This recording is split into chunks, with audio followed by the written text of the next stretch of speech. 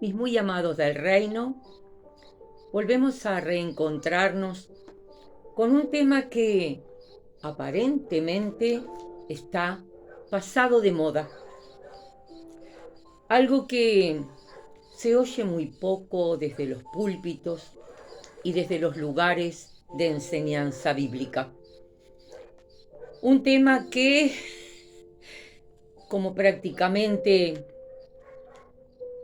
ya no es prácticamente, en realidad, desde niña, desde infancia, desde mis 10 años, así que asistiendo ya a la escuela dominical,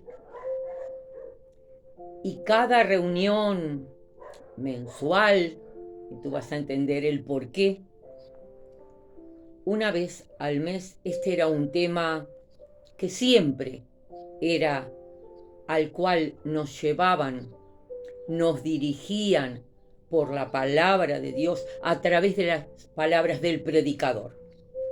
Y me refiero al tema que considero, no sé si tú estarás de acuerdo conmigo, que aparentemente está pasado de moda. Un tema que te lo voy a hacer un poquitito más la introducción para crear curiosidad.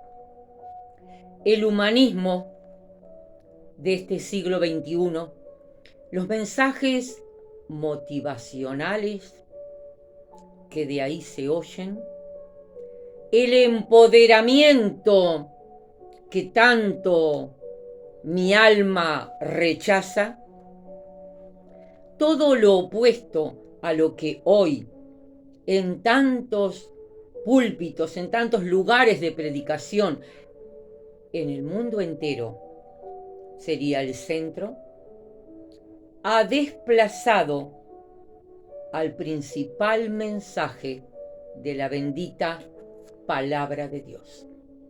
Toda ella se resume en algo desechable, en algo que parecería que el cristiano del siglo XXI ya no quiere oír, no agrada a los oídos de tanto humanismo, de tanta modernidad, de una era que con tanta información e informática lo detesta. Y es la cruz de Cristo. Si el tema que nos venía convocando era discipulado, no existe discipulado al que se llegue por empoderamiento. No, mis amados, no existe discipulado si no hay cruz. Hoy queremos la corona ya sobre nuestra cabeza, sobre nuestras sienes, y hacemos a un lado la cruz. Cuando el maestro, a quien debemos seguir, conociéndole primero, un coro muy antiguo, yo creo ya se los he nombrado, muy antiguo, decía, conocerle es amarle, amarle es servirle, y servirle es la alegría de aprender a caminar. ¿Cómo se camina detrás del maestro? Recordamos simplemente sus palabras, simples, sencillas, hoy aparentemente pasadas de moda. Si alguien quiere ser mi discípulo, dijo Cristo, niéguese a sí mismo, niéguese a sí mismo. Qué difícil, ¿verdad? Ya nadie lo nombra, es lo opuesto al empoderamiento. Empodérese, levántese y no viva en ningún otro lugar que no sea la victoria. No admita nada que no sea que usted tiene el poder y que solamente va a vivir en victoria. Pues después de niéguese a sí mismo, aparecen las palabras del maestro: tome su cruz, cárguela en el hombro como lo hizo Cristo. el maestro de los maestros. Niéguese a sí mismo, tome su cruz, la propia, la mía, la tuya, cada uno con la suya. Y luego sígame. ¿Qué significa cruz? Muerte. En síntesis, negarse a sí mismo y tomar la cruz es aprender a negarnos a nosotros mismos. Hace ya bastantes años me gustó tomar algo que a mi mente, a mi alma y a mi espíritu le hace muy bien para poder entender esto en profundidad. Y al orar cada mañana y también al repetirlo a la noche antes de dormir, me digo a mí misma: nada soy, nada tengo, nada puedo, nada valgo, si no es por ti, mi Señor. Duele el aprender a morir. El negar nuestra carne, nuestro yo, nuestro ego, nuestra naturaleza pecaminosa, que la tenemos desde que abrimos los ojos en este planeta y se va desarrollando desde el bebé al niño, del niño al adolescente, al joven, al adulto, al anciano. En todas las etapas de la vida, el ser humano va alimentando su ego, su yo. Pues Cristo nos está invitando a que para ser sus discípulos debe ocurrir totalmente lo opuesto. Me niego, como lo hizo Él, dejando su trono de gloria, se hizo hombre. No siendo suficiente, se hizo siervo. Y no siendo suficiente, descendió a la muerte más atroz y humillante, como lo era la cruz bajo el Imperio Romano, y que traía siglos antes. Se piensa que los asirios, los fenicios, no nos sabemos con exactitud ni nos interesa. Sí sabemos que el Imperio Romano asesinó a 30.000 delincuentes durante el tiempo de su imperio, entre los cuales estaba Cristo, Jesucristo, Hijo de Dios, mi Salvador, mi Señor, el amado que pronto viene a buscarme y que pronto viene a buscarte a ti. El Maestro demanda lo mismo que Él hizo. Tal vez más adelante sigamos porque es un tema que abarca muchísimo. En la palabra de Dios, antes de ir al texto específico, de principio a final, la cruz es el centro. La cruz nos dice aún hasta el apóstol Pedro en su primer carta y en el primer capítulo, que dice antes de la fundación del mundo. Y el Apocalipsis nos habla y nos dice inmolado desde el principio del mundo. La cruz, inmolado, cordero inmolado, que hablaba Jesucristo, Hijo de Dios, pero como cordero inmolado. Isaías 53 fue a la cruz. Enmudeció, no se defendió para nada, y esto ya estaba planificado desde antes de la fundación del mundo. Y me apasiona, uno de los tantos libros que son mi pasión es Apocalipsis. A partir del capítulo 5, el 6, el 7, el 12, el 16, el 19, sigue nombrando por la eternidad no solamente al león de Judá, el que venció y preparó para nosotros la victoria, sino se repite infinidad de veces. Si tienes interés, puedes ir a leer con atención del capítulo 5 al 19 y contar cuántas veces aparece el Cordero inmolado. Quiere decir que de eternidad pasada a eternidad futura, la cruz no solamente ocurrió como un hecho histórico, aproximadamente en el año 33 de la era cristiana, la que hoy vivimos, en la cual estamos en el 2022, pero en el aproximado 33 de esta era ocurrió como un hecho histórico. Pero en los planes de Dios, Dios Padre, Dios Hijo aceptándolo y Dios Espíritu Santo dirigiendo todo y ayudando y ungiendo a Jesús, hombre, 100% hombre, ya estaban esos planes perfectos. De eternidad a eternidad, de eternidad pasada a eternidad futura, el centro de esos planes eternos de los siglos de nuestro amado Dios en tres personas, estaba la cruz. Una cruz que hoy, si no lo hemos hecho antes, tú y yo tendremos que aceptar como nuestra decisión de aprender a morir. Pablo, de quien en el Nuevo Testamento soy su fans número 1.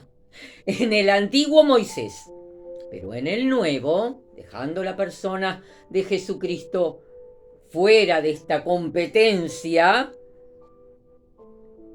realmente me siento fans, admiradora del apóstol Pablo, quien el Espíritu Santo ungió, inspiró para escribir la mitad del Nuevo Testamento. Y nos referimos a un texto, Primera de Corintios, capítulo 1 y texto 18. La mayoría lo conocemos de memoria, pero es bueno que vayamos a las páginas de nuestra Biblia, no solamente quienes lo están manejando tanto online en su celular, y es muy bueno, yo también lo tengo. Y al salir, o en viajes, o en determinados lugares, muy importante también tener su Biblia online. Pero qué linda es la Biblia, que puedo mover sus páginas, ir para un lado, ir para el otro, palparla. A mí me encanta. El texto del 1:18 de la primera carta de Pablo a los Corintios dice: porque la palabra de la cruz es locura para los que se pierden. Lo hemos leído muchas veces. Pero a los que se salvan, esto es, a nosotros, es poder de Dios. ¿Es en tu vida? Cabría hacernos esta pregunta. ¿Es en tu vida la cruz de Cristo poder de Dios? ¿Es el centro de tu existencia? ¿Piensas en ella a menudo? Y cuando al inicio yo me referí que, por lo menos en la congregación donde el Señor llegó a mi vida, una vez al mes, y al tomar la cena del Señor, en ese domingo no se hablaba de otra cosa que no fuese la cruz de Cristo. Todo el mensaje de ese domingo, y que no era breve, era de casi 3 horas y nadie pestañeaba, porque realmente había una unción que atrapaba la atención de nuestra alma. Comencé escuchándolo de niña, seguí de adolescente, y ya como una jovencita continuaba esta forma tan especial, para mí tan excelente. Ya no se usa. Aparentemente pasó de moda. Los días de Santa Cena se predica de cualquier cosa, y luego, cuando cualquier cosa digo cualquier tema, ¿verdad? Cualquier tema bíblico. No quiero menospreciar los temas que se predican, pero cualquier tema bíblico. Y luego En el último momento y antes de una oración de despedida, se participa de la cena del Señor, de un trocito de pan y de una copita de jugo, ¿verdad? Jugo de uva o de un vino al que se le hace todo un proceso especial. Entonces lo tomamos a la rápida porque ha quedado en nuestra mente el tema del mensaje. Y el tema del mensaje no era la cruz de Cristo. No era la profundidad inmensa por la cual, y por uno de los temas por los cuales admiro y me declaro fans del apóstol Pablo, es que no solamente a él se le dio el título muy bien colocado, el apóstol de los gentiles, el apóstol de la gracia, otro título que me apasiona, pero está el último, muy bien ganado, el predicador de la cruz. El predicador de la cruz. Hoy vuelve a ser realidad lo que él enseñaba en el primer siglo. Sí, para muchos es locura. Y ya no digo, como decía Pablo, para los que se pierden. Aún conozco de muchísimas congregaciones porque tengo contactos con muchas de ellas, aún por el propio ministerio carcelario a las de fe. Tengo conocimiento de muchísimas congregaciones en nuestra nación y en el exterior, en el que la cruz pasó de moda. No es un tema a tocar. Es como que se hablara de la condena, ¿verdad? Que en los Estados Unidos hay en la pena de muerte una cámara de gases, antiguamente era la silla eléctrica, o una inyección letal en estos tiempos. Entonces, hablar de eso es algo que no agrada al oído humano. ¿Cómo vamos a evangelizar hablando de la cruz? Es lo mismo de, ¿cómo vamos a hacerlo hablando del infierno? No, del infierno no se habla. Se habla de empoderamiento, de victoria, de prosperidad. Hay todo un ministerio de prosperidad en el que se incita a tomar el poder y transformarse solamente en alguien que desde que amanece hasta que anochece, los 365 días del año, vive en victoria. Hay una gran realidad. Somos victoriosos porque la guerra la ganó Jesús. Pero tenemos nuestras batallas diarias. Hay que lucharlas. Hay que aprender la batalla. Hay que aprender, porque resta largo camino después que Cristo nos venga a buscar, y es otro de los temas gloriosos también del Apocalipsis que me apasionan. Cuántas sorpresas, cuántas bellezas, cuánto está declarado en el libro de Apocalipsis y cuánto no está porque son sorpresas. Dios, tu Dios y el mío, es un Dios de sorpresas. Para llegar a esa victoria más que completa, primero hay que librar la batalla diaria. Hay que aprenderla. Hay que aprenderla. Lo dejamos allí como en un stand-by ese tema. Mira lo que continuaba diciendo Pablo, y hay otros muchos textos. Pero ya que estamos en Primera de Corintios y en el primer capítulo, bueno, pasamos del 18 y lo podemos pasar al 23, donde el maravilloso apóstol dice, pero nosotros predicamos a Cristo crucificado. Para los judíos, ciertamente, un tropezadero, lógicamente, como el Mesías, el rey que va a venir a librarlos del imperio romano, iba a morir en una cruz que era para los delincuentes, esclavos delincuentes, porque no se sacrificaba a ningún romano en la cruz. Era para los esclavos, para los judíos y para todos aquellos que el Imperio Romano ya hubiera subyugado. Era un tropezadero, una locura, pero, aclara, para nosotros es Cristo, poder de Dios y sabiduría de Dios. Qué glorioso es, mis amados del reino, poder entender que el Evangelio es la revelación de la verdad. Eso lo podemos saber todos. La obra del poder de Dios con su victoria sobre el pecado y sobre la muerte. Eso tal vez está muy entendido. Pero ¿hay más? ¿Por qué el maestro tanto insistió que el que quisiera seguirlo tiene que negarse a sí mismo, tomar la cruz propia, cargarla en los hombros y seguirlo, aprender a morir? Porque hay mucho más. Y por eso la belleza del Apocalipsis, la que amo con todo mi ser y que despertó en mí esa santa curiosidad desde mi infancia. La salvación bíblica equivale, y con esto lo dejamos para pensarlo, para meditarlo, para reflexionar. ¿A qué equivale?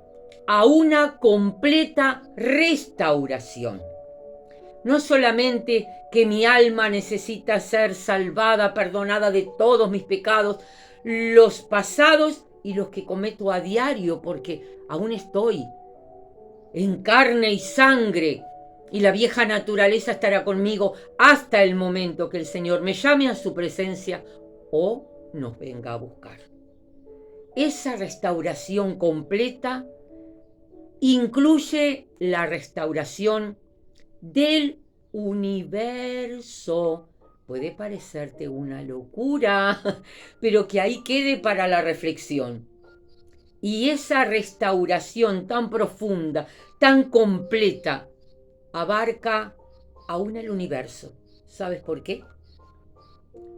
Lo vas a encontrar en el último capítulo de tu Biblia, que está en Apocalipsis 22.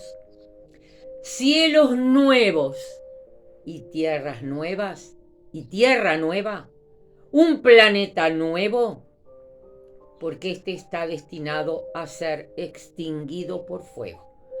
Un día lo fue por agua, pero la promesa de Dios a Noé fue nunca más, y por eso aparece el arco iris en las nubes, el arco del pacto. Cielos nuevos y tierra nueva. Un planeta nuevo también nació en la cruz. Esto que te puede parecer una locura, piénsalo. Y no solamente piénsalo, ve a investigar, ve a escudriñar, como la Escritura nos insta. No es leer a vuelo de pájaro la Escritura, es escudriñar. ¿Y qué es escudriñar? Es estudiar las Escrituras. Y cuando las estudies, te la vas a encontrar. Está en el Antiguo Testamento, está ya desde los profetas de la antigüedad, ni que hablar con las palabras de los apóstoles y ni que hablar con la revelación que Jesucristo le da al apóstol del amor, al apóstol Juan. Cielos nuevos y una tierra nueva, un planeta nuevo, también estaban escondidos en la profundísima redención que está en la cruz de Cristo. La que yo debo tomar, la que tú debes tomar, y veremos la gloria de Dios. Cristo, poder y sabiduría de Dios. Shalom Adonai, Maranata, Cristo regresa en breve. Te bendigo. Amén y amén.